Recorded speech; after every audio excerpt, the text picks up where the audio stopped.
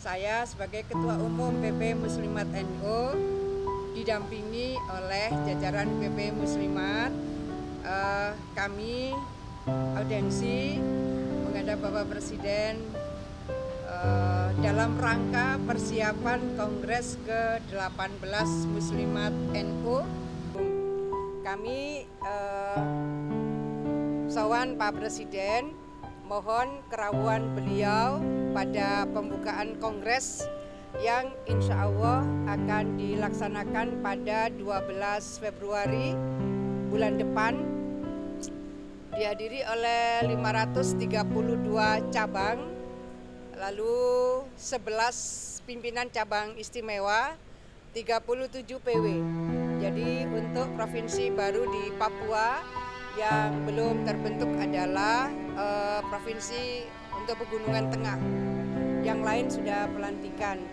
Kami juga melaporkan kepada Pak Presiden bahwa layanan Muslimat NU hari ini ada 171 panti asuhan, ada 9.800-an TK dan Raudatul Atfal, dan 16.356 TPQ, Taman Pendidikan Al-Quran, dan kita memiliki hampir 65.900-an himpunan dakwah dan majelis taklim Muslimat NU. Kami juga memiliki pusat koperasi An-Nisa, mungkin satu dari 5 puskop perempuan yang ada di Indonesia. Kami melaporkan kepada Pak Presiden bahwa kami memiliki 43 rumah sakit dan klinik. Layanan-layanan inilah yang selama ini menggerakkan kegiatan Muslimat NU di seluruh Indonesia. Kami menyampaikan bahwa ada 2 program yang kita akan luncurkan pada Kongres bulan depan. Yang pertama adalah Mustika Mesem. Mustika Mesem itu muslimat cantik mengentaskan kemiskinan ekstrim. Sebetulnya uji cobanya sudah 2 tahun yang lalu dilakukan di berbagai kabupaten kota, dan kita akan luncurkan sebagai program nasional Mustika Mesem, muslimat cantik mengentaskan kemiskinan ekstrim. Antara lain di setiap pengajian, kawan-kawan sekalian, pengajian muslimat itu bisa seminggu 2 kali di tingkat anak ranting, itu berarti tingkat RW. Setiap pengajian mereka membawa 1 biji telur minimal, yang bawa 2 telur juga banyak. Jadi ini salah satu format bagaimana program Mustika Mesem bisa memberikan sapaan kepada mereka yang terindikasi stunting, tapi juga memberikan penyapaan kepada mereka yang di dalam data di desa itu kategori miskin ekstrim. Yang lansia sendirian itu ada program rantangan, ini juga sudah berjalan 2 tahunan yang lalu. Dan kemudian ada Mustika Darling. Mustika Darling adalah muslimat cantik sadar lingkungan. Apa yang kita lakukan di beberapa daerah seperti di Temanggung, mereka sudah melakukan dari 2019. Lalu itu menjadi referensi bahwa pengajian-pengajian di lingkungan muslimat bisa dijadikan referensi setelah pengajian bersih.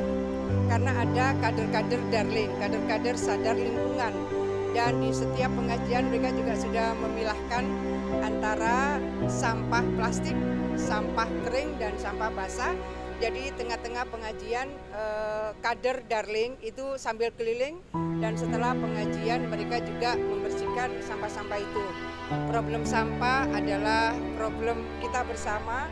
Maka apa yang bisa kita inisiasi, kita coba maksimalkan lewat lini terkecil yang bisa kita lakukan.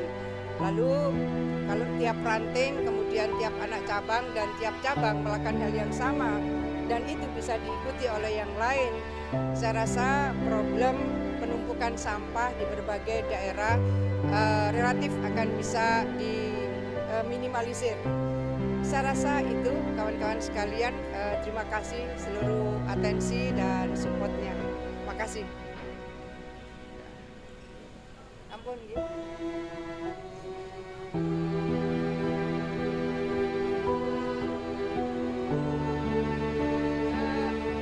jadi kami sawan Pak Presiden itu kami mohon Pak Presiden berkenan rawuh membuka dan memberikan pengarahan pada pembukaan Kongres ke-18 Muslimat NU yang insya Allah akan dilaksanakan tanggal 12 Februari di Jatim Expo bulan depan.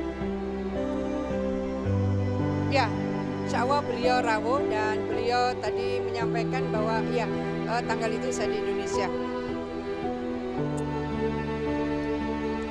Iya, jadi beliau memberikan apresiasi luar biasa karena hal-hal yang kecil ini dipikirkan oleh Muslimat karena jaringannya luas, maka kita berharap tentu efektivitas dari program ini akan bisa terasa lebih signifikan. Kami tadi juga menyampaikan soal MBG. MBG ini yang belum masuk secara eksplisit adalah RA, Raudatul Atfal.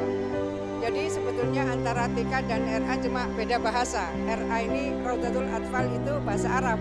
Kalau diterjemahkan ya Taman Kanak-Kanak. Nah, ini di dalam koordinasi Kementerian Agama. Jadi sejauh yang saya keliling ke berbagai daerah, mereka juga merasakan pentingnya sapaan yang sama. Jadi kemungkinan kalau belum tersapa karena perluasan aja yang harus dilakukan. Kami menyampaikan bahwa RA juga sebaiknya masuk di dalam coverage program MBG. Itu besar sekali. Jadi kalau Muslimat saja kira-kira 3.600-an.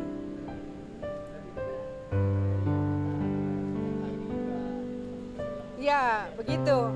Jadi sangat mungkin tadinya dianggap sama kan, karena toh sebetulnya RA itu dengan terminologi bahasa Arab, artinya juga Taman Kanak-Kanak. Tapi kemudian di bawah menerjemahkannya ya yang menggunakan terminologi TK gitu. Nah, terminologi RA adalah yang ada di dalam koordinasi Kemenak.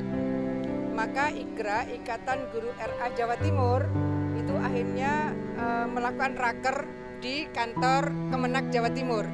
Karena saya menyampaikan, minta aja untuk direkomendasikan oleh Kanwil Kemenak Jawa Timur ke kementerian, sehingga bisa menjadi keputusan secara nasional. Ya, ya, ya. Ada RA yang besar, ada yang sampai 160. Ya, paling sedikit ada yang 32. Ya. Kongres ya. Ya.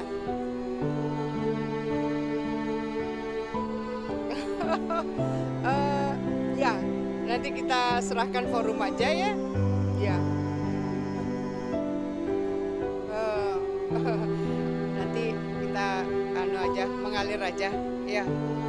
Makasih ya kawan-kawan semua. Ya.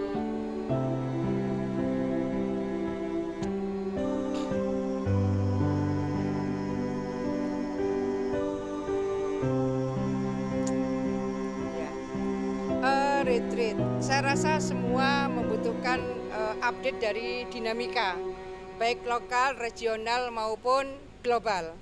Apa yang terjadi di belahan negara manapun gitu, anytime itu bisa terjadi dan berdampak pada daerah-daerah tertentu.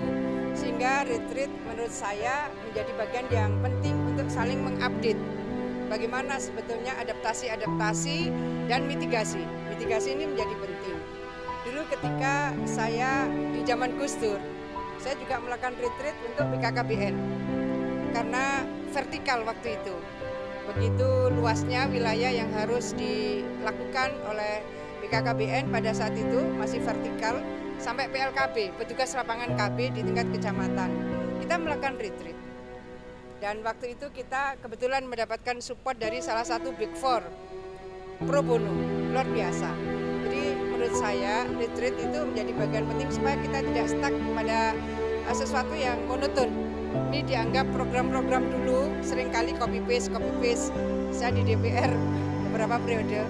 Jadi program-program ini seperti copy paste. Kalau ada tambahan anggaran, biasanya tambahan anggaran itu menyesuaikan dengan inflasi tahun itu. Terima kasih kawan-kawan semua, terima kasih.